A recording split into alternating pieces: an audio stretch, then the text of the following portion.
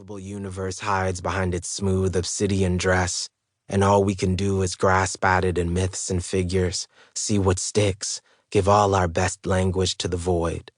What dark irony, these coy child philosophers, theorizing how things break, from the floor of a house where everything is more or less in flux, indeterminate as the color of the blood in a body,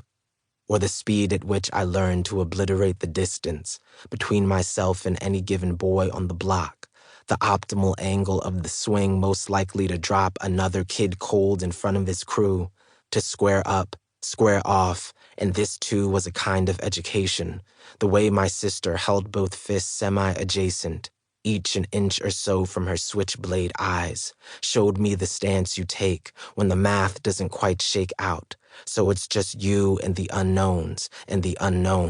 never win. The Book of Micah. Son of man, son of Marvin and Tallulah, son of Flatbush and Roti and dollar vans bolting down the avenue after 6. The boy grew like a debt, and beautified every meter of the pockmarked, jet-black asphalt which held him aloft on days he sped from much larger men along its skin. Godfathers and hustlers, Division I scholarship forfeiters, alchemists, liars, lasagna connoisseurs, internet mixtape DJs and baby mama conflict consultants, each one appearing as if from the smoke of our collective imagination, Jordans laced, drawstrings taut, all of them gathered one by one to race the gangly mop-top prodigy from the front of Superior Market to the blocks and darkened terminus, the same corner where Man got jumped so bad at the back end of last summer, neighborhood residents came to regard the place as a kind of memorial, and it was like this every other afternoon, you know, from June through the final days leading up to the book drives and raucous cookouts which signaled our school year's inauspicious return. This was the manner by which Micah Dudley first gained his fame, dusting grown men without so much as the faintest scintillation of sweat to make the performance ethical.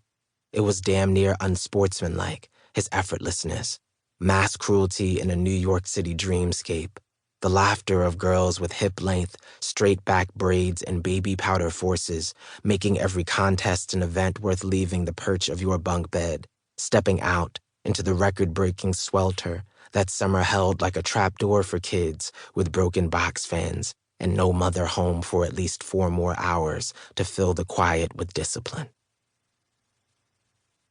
We gathered in swarms to gawk at our boy before takeoff, his flesh maroon-clad from head to foot like an homage to blood, black plastic afro pick with a fist for a handle, jutting from the left side of his high-top fade, his high-top Chuck Taylors, size 12, sounding like ox hooves once he entered the groove of a good run, and the distinction was basically moot at that point is what I am saying. The line between him and any other mystical creature, any worthwhile myth, any god of prey or waning life. The entire block was out that night. Firecrackers packed the blackening air, their fury matched only by the exorbitance of dope boy convertibles turned mobile dance halls by the moment's wait, which might explain why no one quite remembers when or how the now infamous brawl began.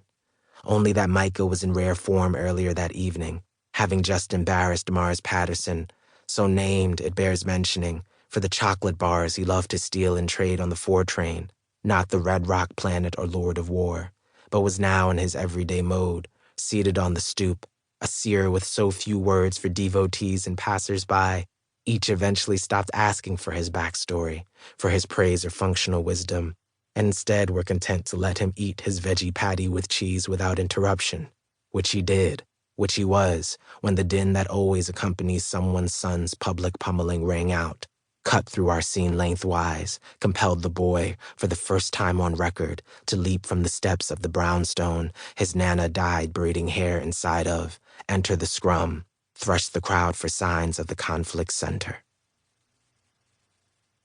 General consensus has it he was looking for his little cousin, and found him, even before the initial cop car ran like a living ram through the people, before the boys in blue sprang, a spray of navy flechettes from behind it.